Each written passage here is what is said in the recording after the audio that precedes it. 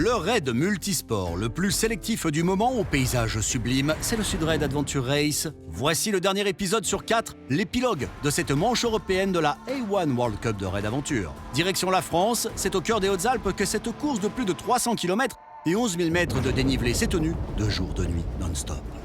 Les meilleurs mettront autour des 72 heures pour rallier l'arrivée. Après plus de 48 heures de course, du packcraft sur la Durance et le lac de Serponçon, des sections de VTT dans une chaleur intense et des sections éprouvantes en trek, 4 équipes se sont largement extirpées du peloton. La grosse trentaine d'équipes engagées est bloquée à l'arrière par un orage de montagne Rotor. C'est donc entre ces 4 équipes élites, à la limite de leur endurance, que tout se joue. Tanké dans un dôme de chaleur persistant qui fait grimper les températures jusqu'aux alentours des 40 degrés Celsius. Nous sommes dans leur trace, c'est maintenant et sous vos yeux ébahis que la victoire et les podiums vont se jouer. Pour elles et eux, la balise 71 signifie qu'ils vont pouvoir presque se relâcher. Les packcraft sur le dos, ils retrouvent la rivière Durance.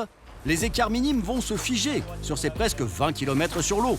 Autant en première partie de course, les écarts étaient lâches, autant sur cette partie finale, c'est collé serré en tête. Tout va se jouer au mental.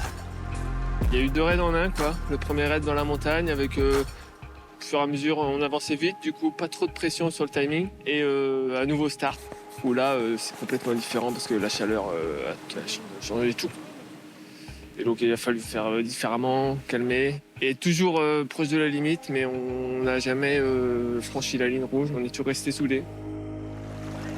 Cara était énorme. Toujours, elle motive l'équipe. Elle a ses mots, mais elle lâche pas, elle est toujours devant. C'est incroyable, j'ai jamais vu une fille comme ça. Les Absolus Raid Aventure Cap Ganguise ont leur meneuse, l'iconique Chiara Casari, qui a déjà montré sur l'édition précédente de quoi elle était capable, du meilleur.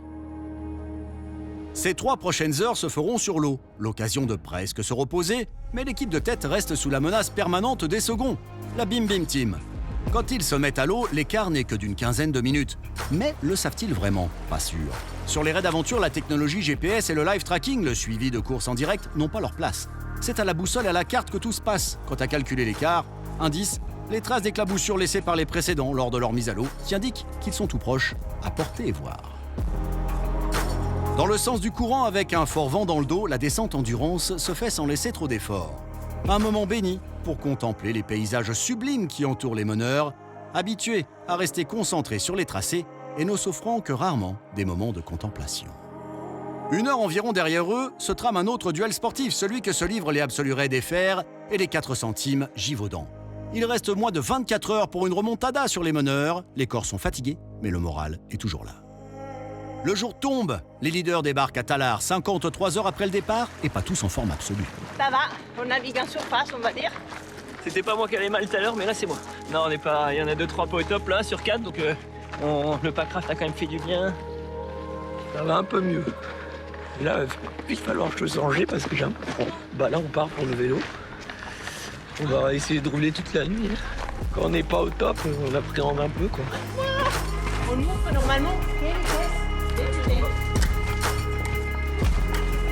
Les 2 équipes meneuses ont rejoint l'ère de transition de Tallard, plus proche que jamais. Les 3e et 4e dans la foulée aussi. La nuit s'annonce animée pour tous et toutes. Ouh là là, j'en ai. Ah, les bottes. 22 heures. On dort pas 22 heures. Je t'assure.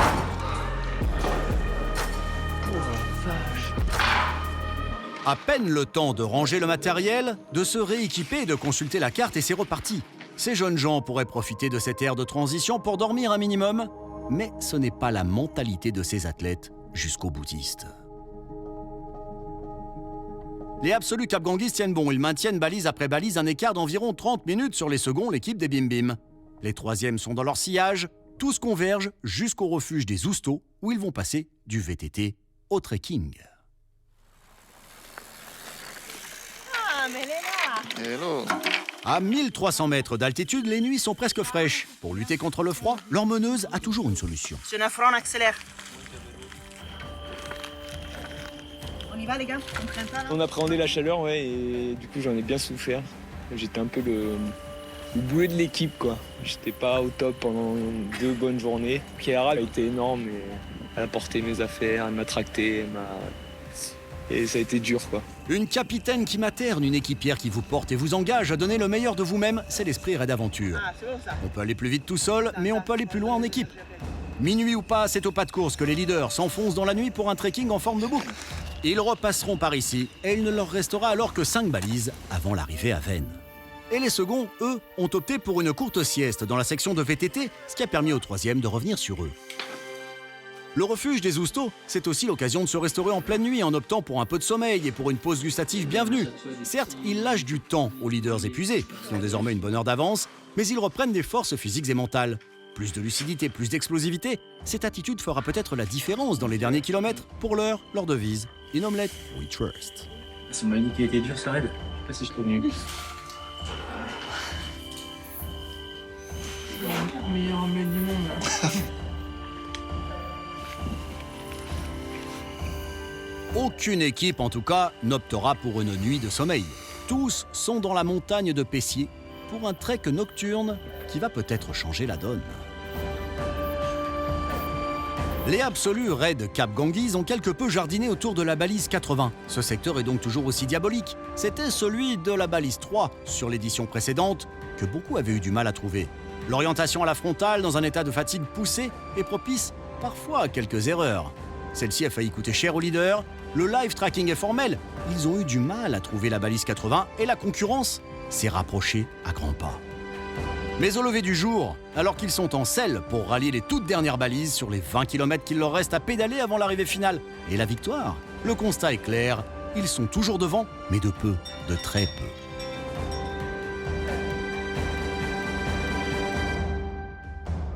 L'aventure n'est pas encore tout à fait terminée et ils ont à la fois moins dormi et moins mangé. Avec la chaleur remontant en flèche, la journée s'annonce longue, avec déjà 3 jours de course dans les jambes. Clairement, ce Sud Raid Adventure Race 2023 va se finir dans un quasi-sprint et 100% au mental.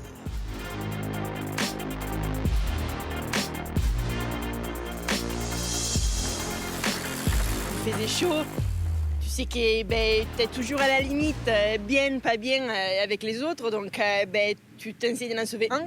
Et après, il y a l'autre qui va moins bien. Et après, c'est les troisièmes. C'était la roue qui s'arrêtait jamais. Je savais plus quoi faire. Il fallait avancer. Et je voulais pas m'arrêter parce que je la voulais, cette gagne. On savait qu'on pouvait l'avoir. Et il fallait pas lâcher, quoi. Sauf qu'il faut combattre avec les caractères de chacun. C'est difficile, quoi. C'est toujours des compromis et tu sais jamais où. C'est une balance, quoi. Avec la Bim Bim Team à leur basque, direction la balise 89, au cœur des sources du Buèche. Profitant du récent aménagement des gorges d'Aniel, l'activité qui arrive va mettre le coup de fraîcheur bienvenu. La spéléologie est au programme. Il ne s'agit pas d'une chouette balade souterraine entre amis, mais bien d'un dernier parcours exigeant.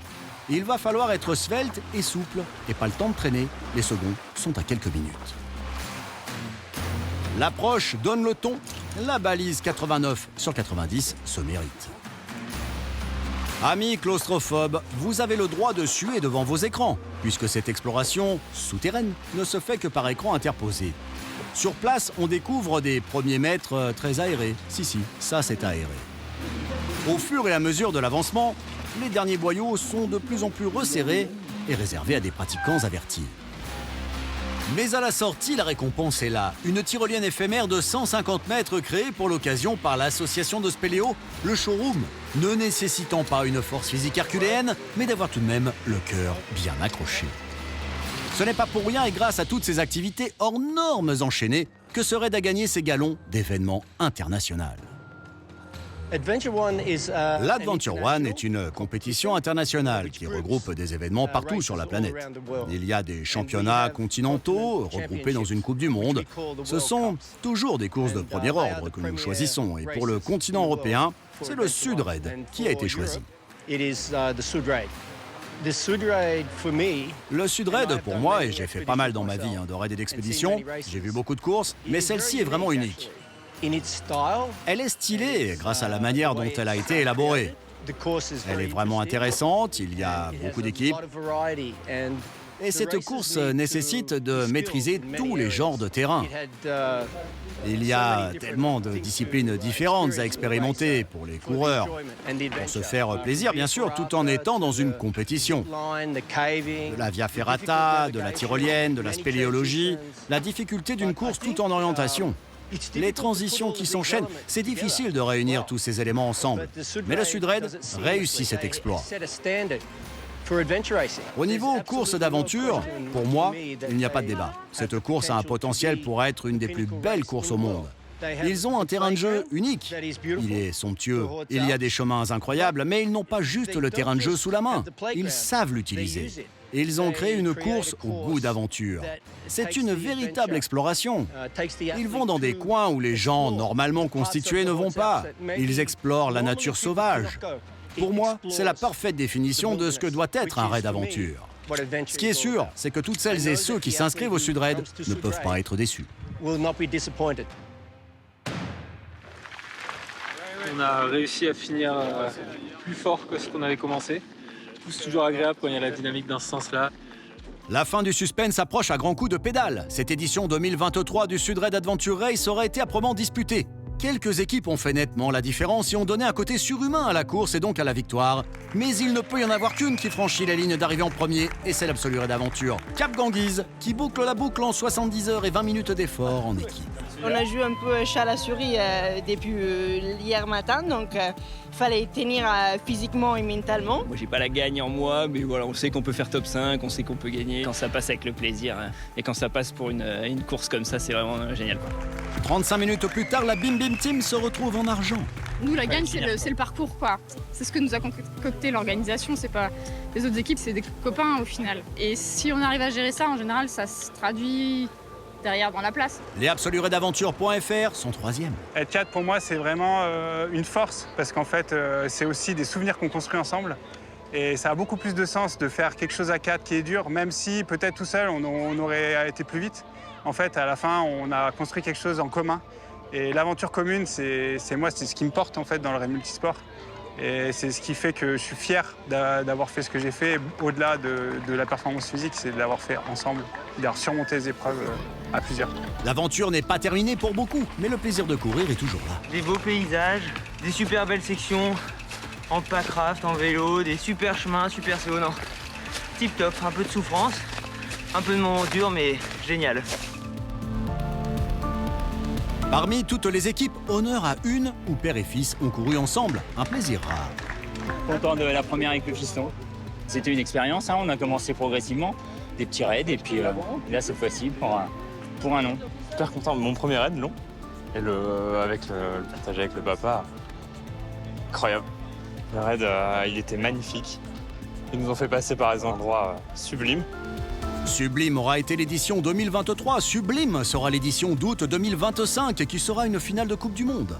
Entre-temps, il y a les raids jeunes, les raids blancs d'hiver, les raids cup à courir ces mois. Il y aura toujours un raid plus accessible pour vous initier ou vous perfectionner. Pour rejoindre la communauté des raids aventure multisport, le sudred.com peut être un bon début. Nous ne partons pas sans un vibrant merci à tous les bénévoles et acteurs locaux rendant cette course possible. Et nous revenons vous ravir les pupilles sous peu, avec toujours plus d'images d'athlètes accomplis, heureuses et heureux, et de paysages grandioses.